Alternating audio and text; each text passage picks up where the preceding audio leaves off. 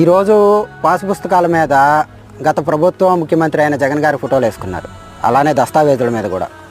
ఒకప్పుడు తరతరాల నుండి వచ్చిన పాస్బుక్ల మీద గవర్నమెంట్ సింబల్ ఉండేది. ఈ గవర్నమెంట్ మారింది, రేపు కొత్త గవర్నమెంట్ వచ్చింది.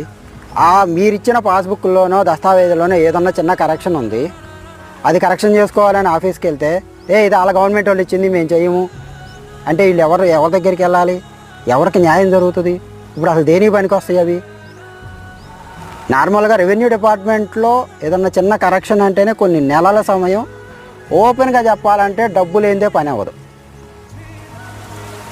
మనం వెళ్ళే వ్యక్తి మీ పార్టీ అంటే ఎవరైతే జగన్మోహన్ రెడ్డి గారి ఫోటో వేసిన పుస్తకం ఉంది కదా, ఆయన కాకుండా వేరే పార్టీ సపోర్టెడ్ పర్సన్ అయితే వాళ్ళకి పనులు అవుతాయా? దీని గురించి మీరు ఏమనుకుంటున్నారో ఒకసారి కామెంట్ చేయండి. హ్యాపీ సింగ్.